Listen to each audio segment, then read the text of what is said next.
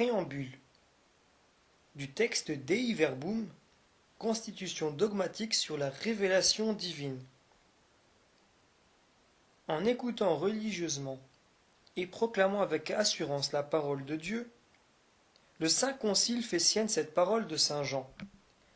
Nous vous annonçons la vie éternelle, qui était auprès du Père et qui nous est apparue. Ce que nous avons vu et entendu, nous vous l'annonçons, afin que vous soyez en communion avec nous, et que notre communion soit avec le Père et avec son Fils Jésus-Christ.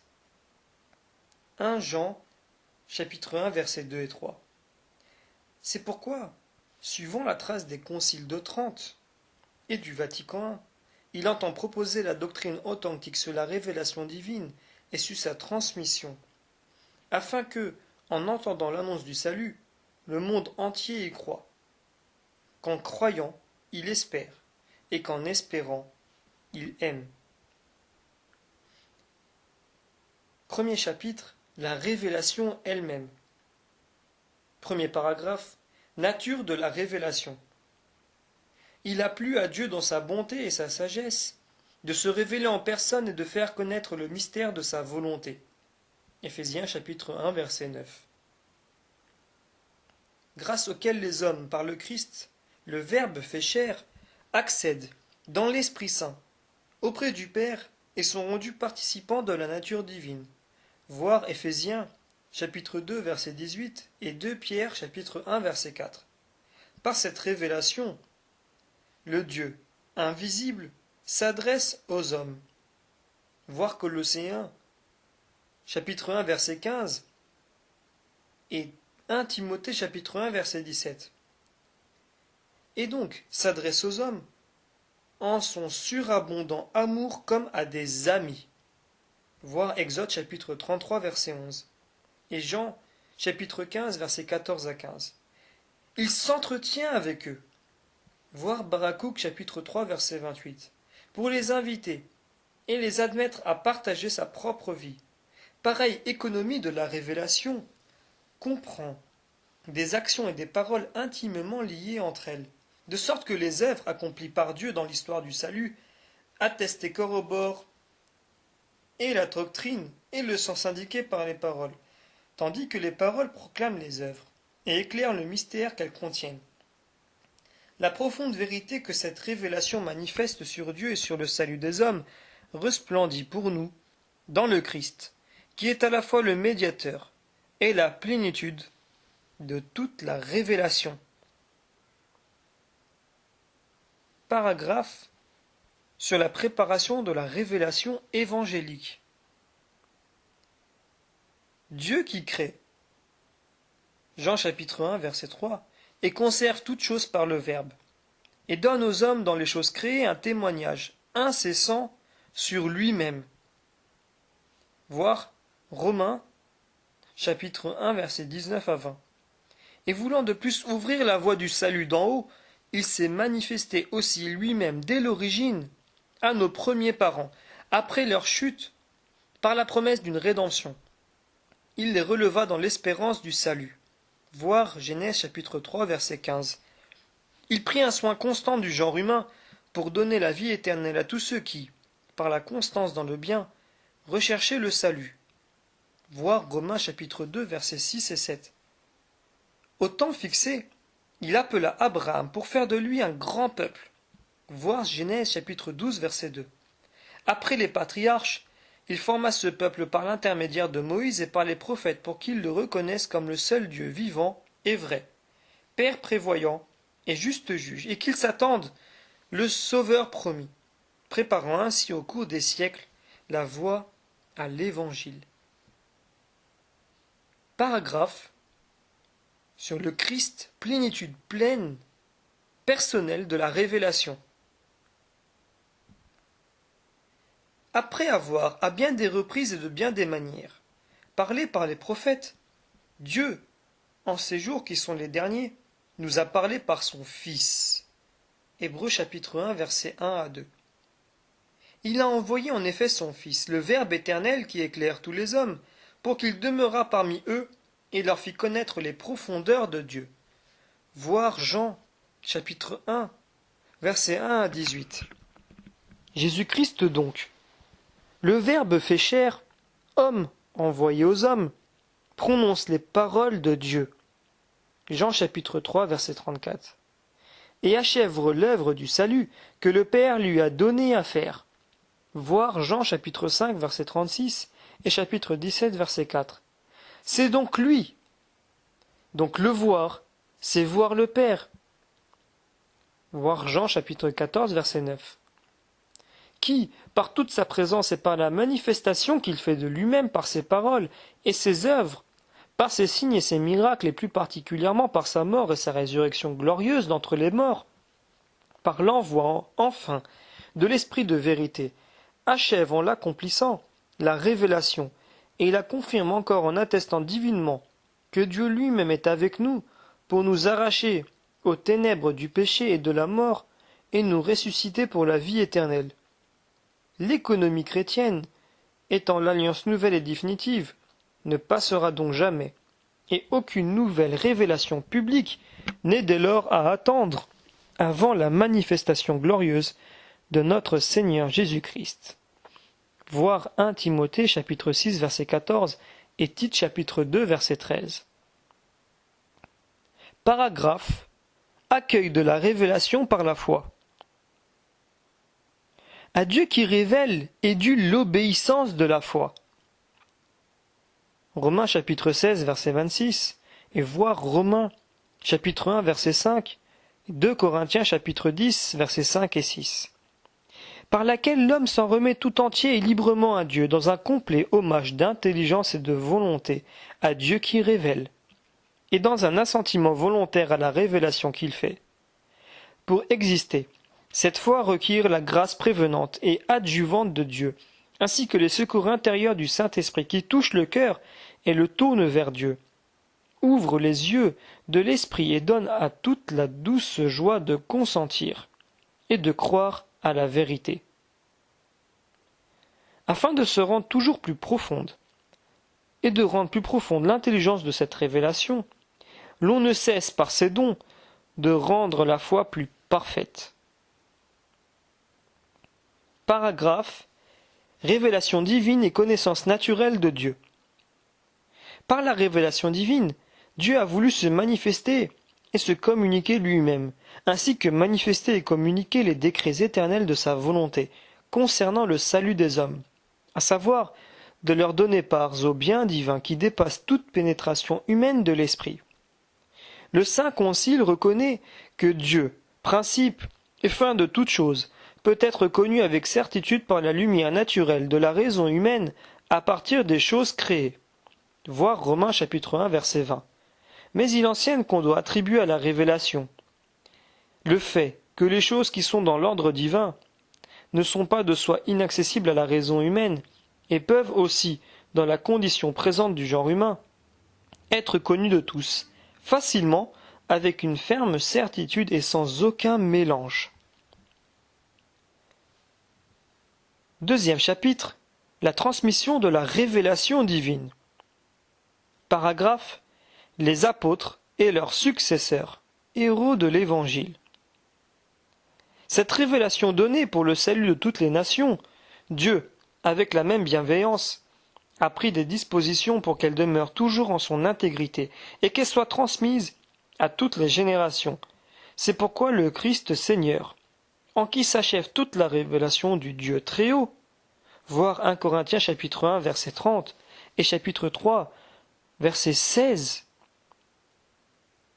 4 et 6, ayant accompli lui-même et proclamé de sa propre bouche l'Évangile, d'abord promis par les prophètes, ordonna à ses apôtres de le prêcher à tous comme la source de toute vérité salutaire et de toute règle morale, en leur communiquant les dons divins, ce qui fut fidèlement exécuté, soit par les apôtres qui, par la prédication orale, par leurs exemples et des institutions transmirent ce qu'ils avaient appris de la bouche du Christ en vivant avec lui, et en le voyant agir, ou ce qu'ils tenaient des suggestions du Saint-Esprit, soit par ces apôtres et par des hommes de leur entourage qui, sous l'inspiration du même Esprit Saint, consignèrent par écrit le message du salut. Mais pour que l'Évangile fût toujours gardé intact et vivant dans l'Église, les apôtres laissèrent pour successeurs des évêques, auxquels ils remirent leur propre fonction d'enseignement. Cette sainte tradition et la sainte écriture de l'un et l'autre testament sont donc comme un miroir où l'Église, en son cheminement terrestre, contemple Dieu, dont elle reçoit tout, jusqu'à ce qu'elle soit amenée à le voir face à face tel qu'il est. Voir 1 Jean, chapitre 3, verset 2. Paragraphe 8. La sainte tradition. C'est pourquoi la prédication apostolique, qui se trouve spécialement exprimée dans les livres inspirés, devait être conservée par une succession ininterrompue jusqu'à la consommation des temps.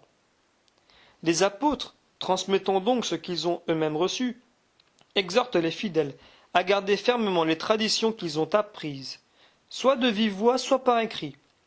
Voir 2 Thessaloniciens, chapitre 2, verset 15.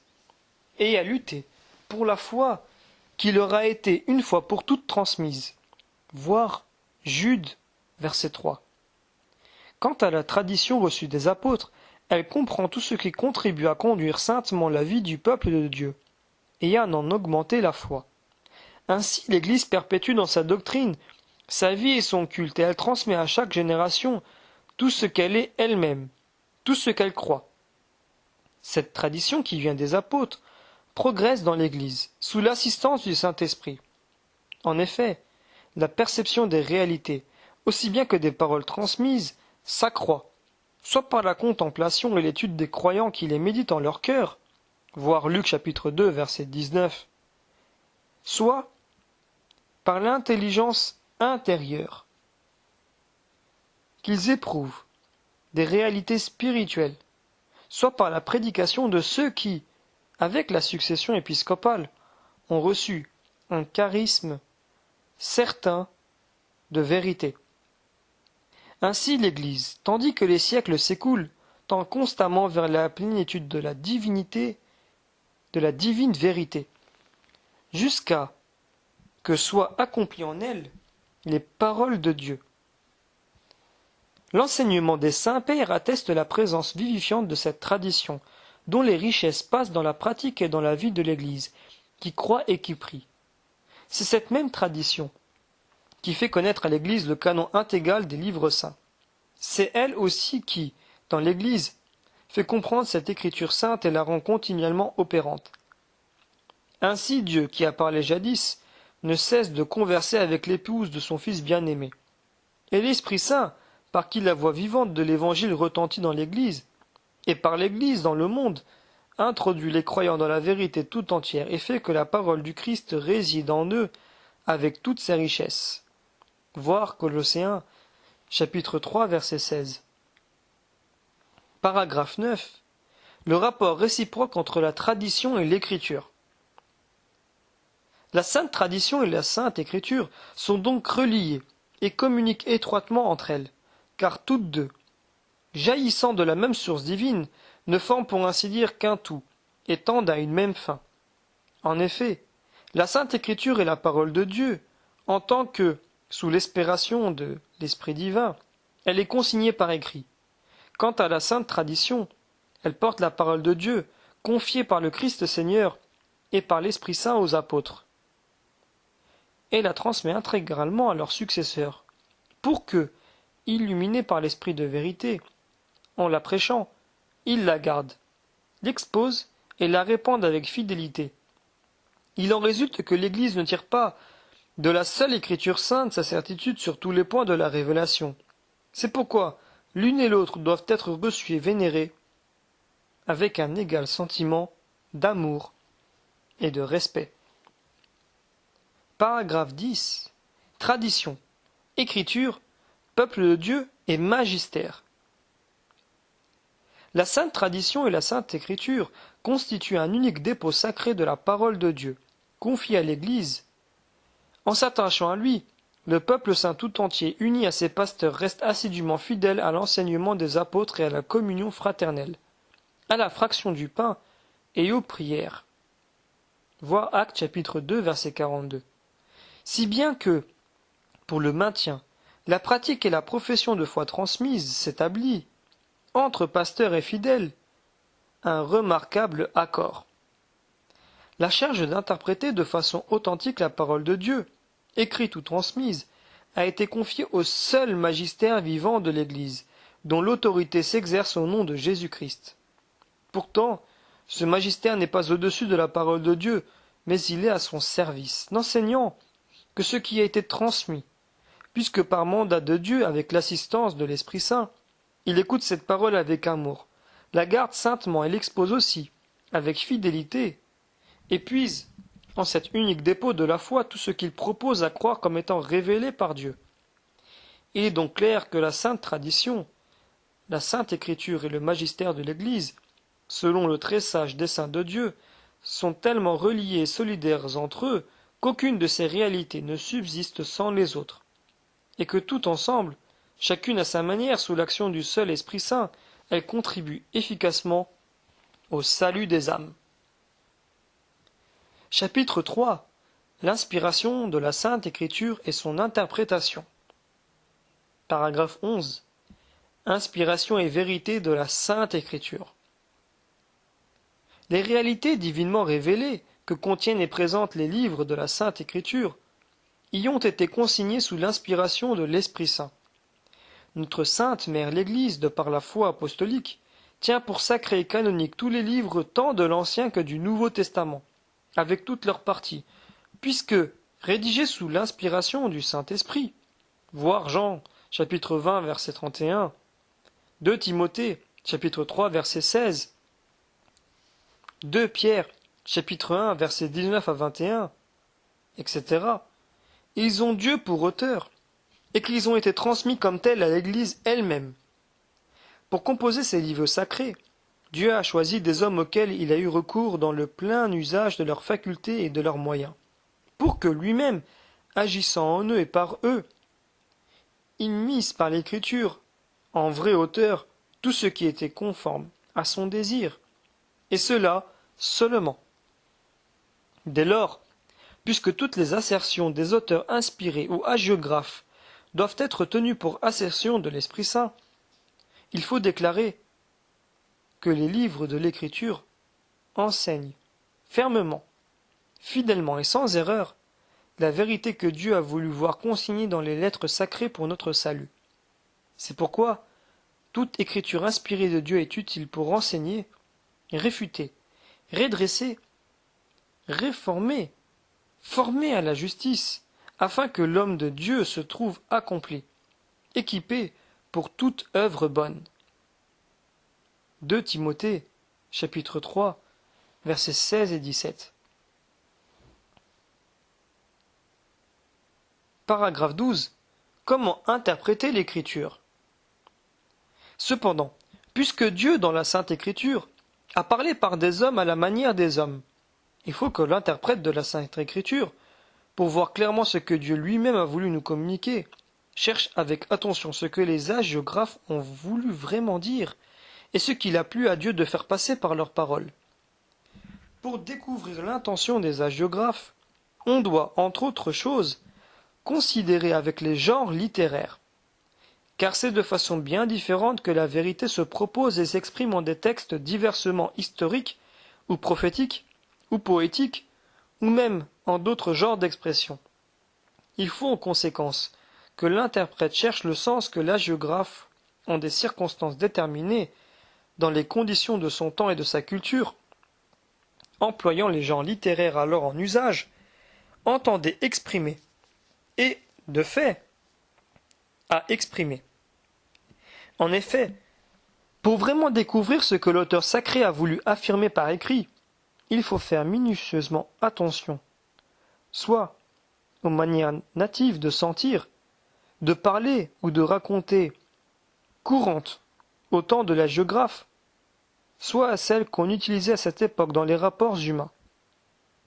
Cependant, puisque la Sainte Écriture doit être lue et interprétée à la lumière du même esprit que celui qui l'a fit rédiger, il ne faut pas, pour découvrir exactement le sens des textes sacrés, porter une moindre attention au contenu et à l'unité de toute l'Écriture, eu regard à la tradition vivante de toute l'Église et à l'analogie de la foi. Il appartient aux exégètes de s'efforcer, suivant ces règles, de pénétrer et d'exposer plus profondément le sens de la Sainte Écriture, afin que, par leurs études en quelque sorte préalables, mûrissent le jugement de l'Église. Car tout ce qui concerne la manière d'interpréter l'Écriture est finalement soumis au jugement de l'Église, qui exerce le ministère et le mandat divinement reçu de garder la parole de Dieu et de l'interpréter. Chapitre 13. La condescendance de Dieu. Dans la Sainte Écriture, la vérité et la sainteté de Dieu restent toujours sauves. Se manifeste donc la condescendance merveilleuse de la sagesse éternelle, pour que nous apprenions l'ineffable bienveillance de Dieu et à quel point aussi, dans ses soins prévenants pour notre nature, il a adapté son langage.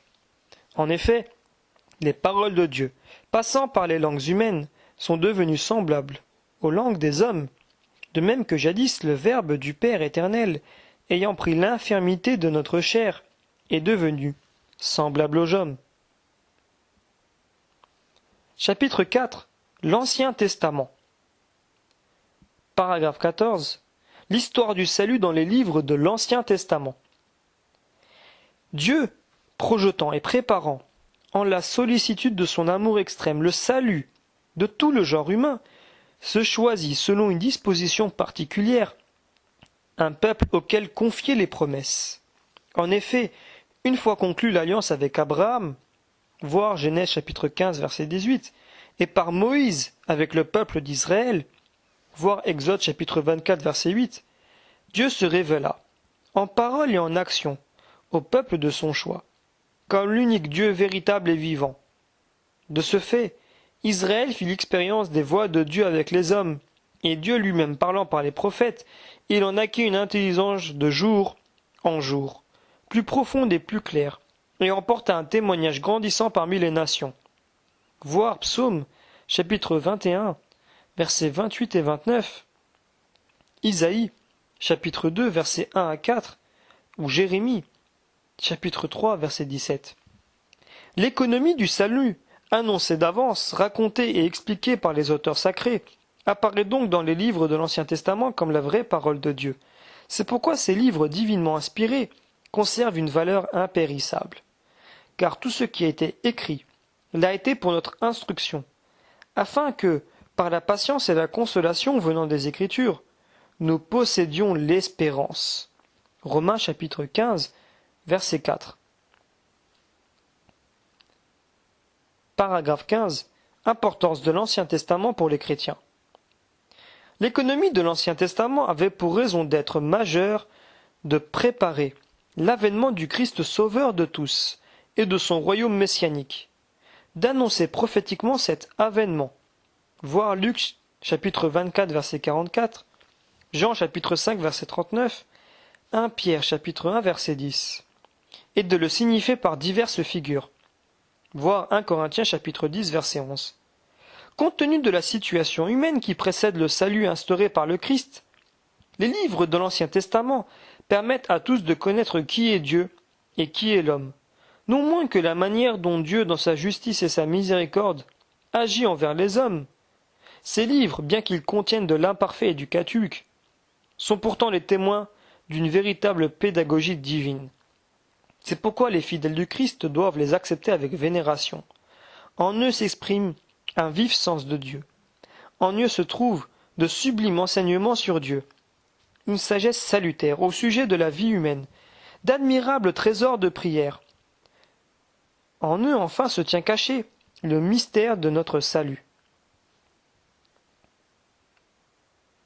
16e chapitre. Paragraphe. L'unité des deux testaments. Inspirateur et auteur des livres, de l'un et de l'autre testament, Dieu les a en effet sagement disposés de telle sorte que le nouveau soit caché dans l'ancien, et que dans le nouveau, l'ancien soit dévoilé. Car même si le Christ a fondé dans son sang la nouvelle alliance, voir Luc chapitre 22 verset 20 et 1 Corinthiens chapitre 11 verset 25, néanmoins, Les livres de l'Ancien Testament, intégralement repris dans le message évangélique, acquièrent et manifestent leur complète signification dans le Nouveau Testament. Voir Matthieu chapitre 5 verset 17, Luc chapitre 24 verset 27, Romains chapitre 16 versets 25 et 26, 2 Corinthiens chapitre 3 versets 14 et 16, auxquels ils apportent en retour lumière et explication. Cinquième chapitre, le Nouveau Testament. Paragraphe 17. Excellence du Nouveau Testament. Paragraphe 17. Excellence du Nouveau Testament. La parole de Dieu, qui est une force divine pour le salut de tout croyant, voir Romains chapitre 1 verset 16, se présente dans les écrits du Nouveau Testament, et sa puissance s'y manifeste de façon singulière. Dès que fut venue en effet la plénitude des temps. Voir Galates chapitre 4 verset 4. Le Verbe de Dieu s'est fait chair, et il a habité parmi nous, plein de grâce et de vérité. Voir Jean chapitre 1 verset 14. Le Christ a instauré le règne de Dieu sur terre. Par ses gestes et ses paroles, il a révélé, et son Père et lui-même. Par sa mort, sa résurrection, son ascension glorieuse et par l'envoi de l'Esprit Saint, il a parachevé son œuvre. Élevé de terre, il attire à lui tous les hommes. Jean chapitre 12, verset 32. Lui qui seul possède les paroles de la vie éternelle. Voir Jean chapitre 6, verset 68. Mais ce mystère n'a pas été dévoilé aux autres générations, comme il l'a été désormais dans l'Esprit Saint, à ses saints apôtres et prophètes. Voir Éphésiens chapitre 3, versets 4 à 6. Afin qu'il proclame l'Évangile, qu'il suscite la foi en Jésus, Christ est Seigneur, et qu'il rassemble son Église. Dans ces réalités, les écrits du Nouveau Testament présentent un témoignage permanent et divin. Paragraphe 18. L'origine apostolique des évangiles. Il n'échappe à personne qu'entre toutes les Écritures, même celles du Nouveau Testament, les évangiles possèdent une supériorité méritée. En tant qu'ils constituent le témoignage par excellence sur la vie et sur la doctrine du Verbe incarné notre Sauveur. Toujours et partout l'Église a tenu et tient l'origine apostolique des 4 évangéliques. Ce que les apôtres, en effet, sur l'ordre du Christ, ont prêché eux-mêmes et des hommes de leur entourage. Nous l'ont, sous l'inspiration divine de l'Esprit, transmis dans des écrits qui sont le fondement de la foi, à savoir l'évangile quadriforme selon Matthieu, Marc, Luc et Jean. Paragraphe 19. Leur caractère historique. La Sainte Mère Église a tenu et tient fermement, et avec la plus grande constance, que ces 4 évangiles, dont elle affirme sans hésiter l'historicité, transmettent fidèlement ce que Jésus, le Fils de Dieu, durant sa vie parmi les hommes, a réellement fait et enseigné pour leur salut éternel jusqu'au jour où il fut enlevé au ciel. Voir Actes chapitre 1, versets 1 à 2. En effet, ce que le Seigneur avait dit et fait, les apôtres, après son ascension, le transmirent à leurs auditeurs avec cette intelligence plus profonde des choses dont eux-mêmes, instruits par les événements glorieux du Christ et éclairés par la lumière de l'Esprit de vérité, jouissaient. Les auteurs sacrés composèrent donc les 4 évangiles, choisissant certains des nombreux éléments transmis soit oralement, soit déjà par écrit, rédigeant un résumé des autres ou les expliquant en fonction de la situation des églises, gardant enfin la forme d'une prédication, de manière à nous livrer toujours sur Jésus des choses vraies et sincères, que ce soit en effet à partir de leur propre mémoire et de leurs souvenirs, ou à partir du témoignage de ceux qui furent dès le début témoins oculaires et serviteurs de la parole. Ils composèrent leur écrit dans le but de nous faire éprouver la vérité des enseignements que nous avons reçus. Voir Luc chapitre 1, versets 2 à 4. Paragraphe 20. Les autres récits du Nouveau Testament. Le canon du Nouveau Testament, outre les 4 évangiles, comprend aussi des épîtres de saint Paul et d'autres écrits apostoliques, composés sous l'inspiration de l'Esprit Saint. Ces écrits, selon les sages dispositions de Dieu, confirment ce qui touche au Christ notre Seigneur, présentant sa doctrine authentique, avec des précisions toujours plus grandes, font connaître aux hommes l'œuvre divine du Christ, avec sa puissance de salut, et racontent le début de l'Église et son admirable expansion, et annoncent par avance sa glorieuse consommation. Le Seigneur Jésus, en effet, comme il l'avait promis, est resté présent auprès de ses apôtres, voir Matthieu, chapitre 28, verset 20. Et il leur envoya l'Esprit consolateur qui devait les introduire dans la plénitude de la vérité. Voir Jean chapitre 16, verset 13. Sixième chapitre. La Sainte Écriture dans la vie de l'Église. 21e paragraphe. Importance de la Sainte Écriture pour l'Église. L'Église a toujours vénéré les divines Écritures, comme elle le fait aussi pour le corps même du Seigneur, elle qui ne cesse pas, surtout dans sa sainte liturgie, de prendre le pain de vie sur la table de la parole de Dieu et sur celle du corps du Christ pour l'offrir aux fidèles. Toujours elle eut, et elle a pour règle suprême, de sa foi, les Écritures conjointement avec la sainte tradition, puisque, inspirée par Dieu et consignée une fois pour toutes par écrit, elles communiquent immuablement la parole de Dieu lui-même et font résonner dans les paroles des prophètes et des apôtres la voix de l'Esprit Saint. Il faut donc que toute la prédication ecclésiastique, comme la religion chrétienne elle-même, soit nourrie et guidée par la Sainte Écriture. Dans les saints livres, en effet, le Père qui est aux cieux vient avec tendresse au-devant de ses fils et entre en conversation avec eux. Or, la force et la puissance que recèle la parole de Dieu sont si grandes qu'elles constituent pour l'Église son point d'appui et sa vigueur, et, pour les enfants de l'Église, la solidité de leur foi, la nourriture de leur âme, la source pure et permanente de leur vie spirituelle. Dès lors, ces mots s'appliquent parfaitement à la Sainte Écriture. Elle est vivante, donc et efficace, la parole de Dieu. Hébreux chapitre 4, verset 12. Qui a le pouvoir d'édifier et de donner l'héritage à tous les sanctifiés? Actes chapitre 20, verset 32, et voir 1 Thessaloniciens, chapitre 2, verset 13. 22e paragraphe. Nécessité des différentes versions et traductions.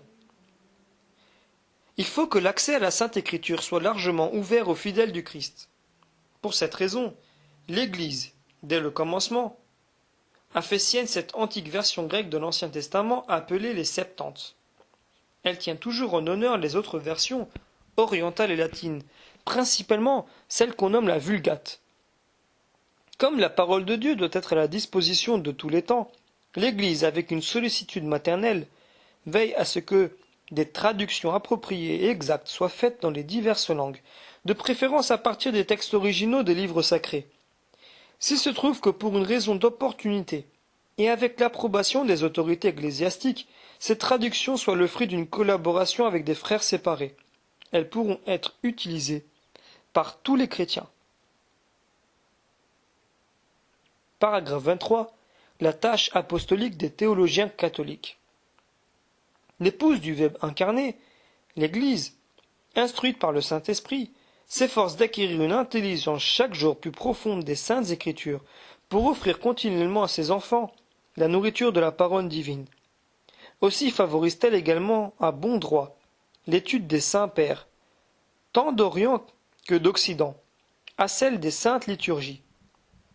Il faut que les exégètes catholiques et tous ceux qui s'adonnent à la théologie sacrée, unissant activement leurs forces, s'appliquent sous la vigilance du magistère sacré et en utilisant des moyens appropriés, à si bien scruter et à si bien présenter les divines lettres que le plus grand nombre possible de serviteurs de la parole divine soient à même de fournir utilement au peuple de Dieu l'aliment scriptuaire qui éclaire les esprits, affermit les volontés et embrasse d'amour de Dieu le cœur des hommes.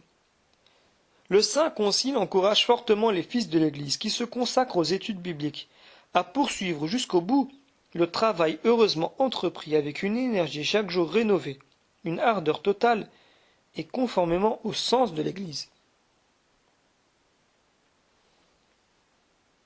Paragraphe 24. Écriture sainte et théologie.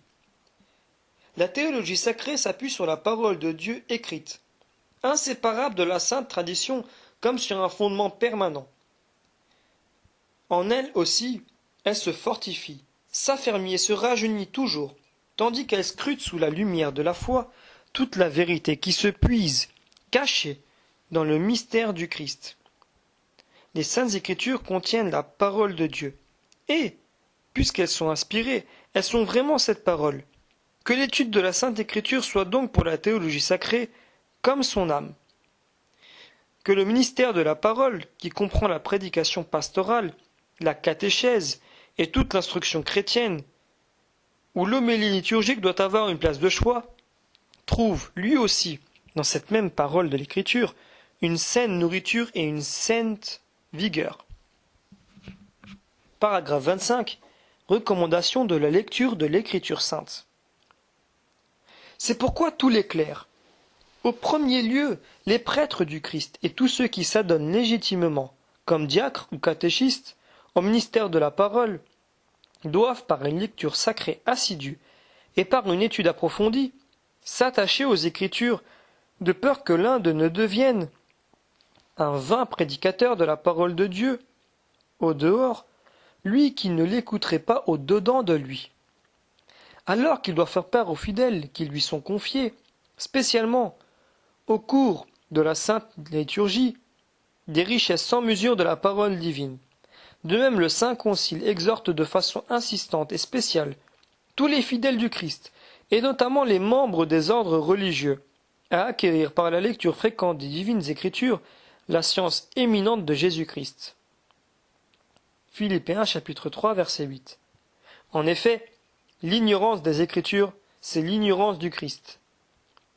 Que volontiers donc, ils abordent le texte sacré lui-même, soit par la sainte liturgie imprégnée des paroles divines, soit par une pieuse lecture, soit par des cours appropriés, et par d'autres moyens qui, avec l'approbation et par les soins des pasteurs de l'Église, se répandent partout de nos jours d'une manière digne d'éloge.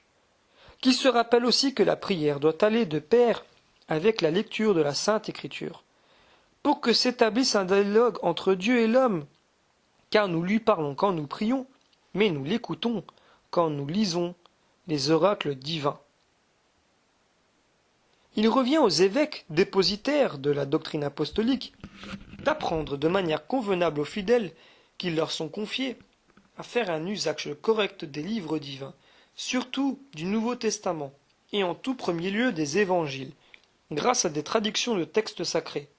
Celles-ci seront munies des explications nécessaires et vraiment suffisantes, afin que les fils de l'Église fréquentent les Écritures sacrées avec sécurité et profit, et s'imprègnent de leur esprit. De plus, que l'on fasse à l'usage des non-chrétiens eux-mêmes des éditions de l'Écriture sainte, annotées comme il le faut et adaptées à la situation des destinataires, que, de toute manière, pasteurs d'âme et chrétiens, quel que soit leur état, veillent à les diffuser judicieusement.